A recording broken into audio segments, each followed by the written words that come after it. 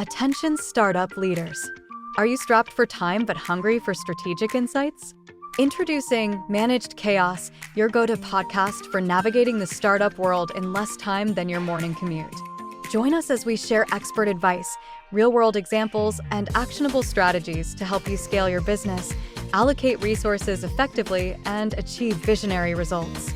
Tune into Managed Chaos and join a community of like-minded innovators on the path to entrepreneurial success. How do we, as startup leaders, navigate this wild world of risk? How do we identify the biggest threats, embrace those calculated risks, and build a culture where our teams are empowered to take chances? Welcome to Managed Chaos Podcast, where we give you the startup business rundown in less time than it takes for you to get to work. I'm Katrina Purcell. Rachel Anderson's off today, I'm sure doing something fun, and I am delighted to be joined by Rosalie Ennis. And today we're going to dive in and talk about risk. Just to give you a little bit of background about Rosalie, we met through various connection points earlier this year. Read that we were both networking, and came across each other's path in about 3 different events. And I'm really thrilled that she's taking some time to record this episode. She is a risk strategist, advisor, and founder, a Latino-owned consulting firm that specializes in helping entrepreneurs identify and get ahead of risk so they can build beautiful businesses that are protected, optimized, and well-positioned for growth. She even has a book coming out, which I am sure we will get into. Welcome, Rosalie. Thank you. Thank you so much for having me, Katrina. I'm so excited. So we're going to dive right in. So Rosalie, what is risk? So risk, and what I found is now working with a lot of entrepreneurs, risk is something that we take on, we're conscious we're taking on, but we avoid it a little bit. And so that's what I'm here to do, is really help us embrace risk and to use it as something, as an enabler for our businesses. And so risk at the end of the day is really what could go wrong. So like all those fears, all those worries, like something that could go wrong, could be potential weakness, things that you're thinking about. But at the end of the day, it's what could go wrong, but doesn't necessarily mean what has to go wrong. So it might happen, but that's the whole point of risk management, is that if you're managing those risks proactively, you know upfront, you're prepared, and you know how to take action toward your goals by managing that risk. So risk is really what could go wrong, and we all embrace it and encounter it every single day. Are all risks bad? I feel like is there good risk? Yeah, so there is good risk. And that's something else that I'm on a mission to make sure that entrepreneurs know, is that we have to take risks. No risks, no reward, right? So there is a concept called upside risk. And that means that you have to take it on in order to expand or go international or try a new product. There are inherently going to be risks with those actions, but we have to feel comfortable taking them. And we have to take them in order to have that upside and to receive the benefit of it. So not all risks are inherently bad. There are some that you obviously want to avoid, and those are called downside risks. So there's the upside and there's the downside. So you don't want like a cyber attack or information breach or like data to leak. You don't want safety incidents to happen at your warehouse, things like that. You want to keep those to 0 or none. But not all risk is bad, basically, is what I'm trying to say. So upside risk is definitely the ones that you want to take on. Definitely those calculated risks, right? Where you can kind of put a plan in place. You know you're taking a risk, but you have a good plan for it. Exactly. So as we think through, starting businesses, right? So we've actually both, started our own businesses, but what are the top risks that we should really pay attention to in a startup environment? Yeah, so in a startup environment, there are so many that you could pay attention to, but I'll address, 3 of the top ones that I've encountered and that I've worked with clients on as well. And not to take it all the way back to what we hear a lot, but the mindset and kind of the preparation of how you feel about things, and what you're going to encounter on your entrepreneurial journey is very important. So just being prepared in terms of mindset is really important. So there's obviously, like, you could be overwhelmed with so much information. There's so much unknown and uncertainty. You're not maybe necessarily getting a steady paycheck anymore. You don't know if that product or service will be well received, if it's the right product market fit. So there's a lot of unknowns where you really have to manage your mindset to say, like, hey, there's going to be things that happen and I'm going to be able to handle them. And then the other I guess, piece to that is that there's so much that you have to do and you're wearing so many hats as an entrepreneur that not getting overwhelmed or burned out is really important. So thinking about those things up front, like that I am going to have bad days, I am going to be overwhelmed at times, like how am I going to manage through those things, proactively thinking about it, like taking things step by step, or like writing the top 3 things that you're doing every day, like, and trying to accomplish is really important, so that you're not trying to like boil the whole ocean and do everything at once. Like really find out like what is your kind of entrepreneur self-care going to look like. And also to that same token, just being aware that you're going to have a lot of rejection and you might have things that don't work out. You're going to get a lot of no's. That's probably something that, coming from corporate world, like I wasn't sales facing, I wasn't getting any no's. I was doing my job as I was being told to do. But as an entrepreneur, you're the one who's sales facing. You're the one building your brand and your community. And so you're going to get a lot of no's. And you kind of learn to embrace them. I personally have. So I think there's this concept that I read that's like, go for no. Like you really are every day trying to go for that no, because you know that the yeses will come. And so I let those roll off my back a lot easier than I used to, probably in the beginning, because it's just not the right fit at that time. It's not the right timing, whatever the reason may be. But you become more accustomed to hearing, like, you're going to hear no's, but the people that are aligned to you and your product or service will stay, and they will hire you to do the job or to provide that product. So mindset, that was a lot for mindset, but it's really important to just be prepared on what to expect. And then I would say that the second piece is around strategy. So lack of direction will hinder a lot of startups. They'll have so many ideas that they want to put out there, and like, let me develop an app, let me do a course, let me offer this service or these 10 services, because I can do it all, because we are talented and we've probably already built up all this experience and all the skill set that we have. But really having that strategy is going to set up your foundations well. And so there will be a lot of experimentation, but really being calculated about the experimentation that you can take on. Don't try to do it all at once, because then at the end of the year, you're going to find you didn't even really move the needle on any of them. So really focus in on what are your strategic goals for that year, or even over the next 3 years. You can dream a little bit and start looking a little further out, but take on what you can chew. And then I would say third, really just around resources. So again, you're wearing so many hats. Try to figure out what you can take on.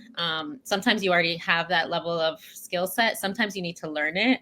There are times where it's not worth learning it, so you outsource it. So you want to hire somebody to help you with that. So identifying where you have expertise and where you need a team to help you, whether that's a contractor or full-time, make sure that you do that upfront so that you're using your resources most efficiently.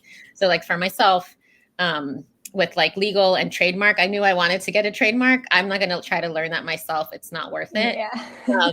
So that's something I will leave to the experts. But like with finances, like I can handle my own finances for now. I have the bandwidth, I have the background and expertise to do that.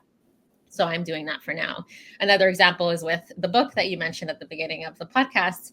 Is I knew that, I can write the book and I can do a lot of research on the marketing and the planning and everything, but I am not the expert on how to format something for Amazon or format it for Ingram, or even just take me through the process and like, how should I launch? And like, how do you get reviews? And like, how do reviews kind of work on the back end? And so I hired somebody, a hybrid publishing company, to help me through that process. So really it's about mindset. It's about strategy, and then it's about using your resources efficiently. So it's so funny. I always thought of myself as a very risk-averse person. And then I realized when I looked at all the different things I've done in my life, I've taken a ton of risk. It's just that I, for whatever reason, because I had a plan going in, didn't really view it as risky, because I felt like it's okay because I know how I'm managing it. And so I think a lot of people, maybe it's really about understanding the risk going in and then maybe de-risking it for yourself, so that you feel a little bit better about it. Yes, exactly. And I'd like to tell everyone, like, your risk appetite is unique to you and is going to be unique to the business that you're running. So everyone's is going to look different. Like some startups might be like, I'm just going to take all the risk. I'm going to go and like, guns blazing and just like, have a good time. If something fails, that's okay. Other people want to take more calculated risks. And they're like, okay, I'm okay with taking some, maybe not others. And then other people are just like, I want to be as prepared as possible. Like I'm going to do all the research, all the behind the scenes, all the analysis, and then take my action. So it's really unique to you. And the other thing is that it will evolve over time. So your risk appetite might look one way in your first year, your second year, and then maybe 5 years down the line, you're going to look to either take more risks, or maybe you just want to set the foundations and make sure you're stable going forward. So it will change over time too.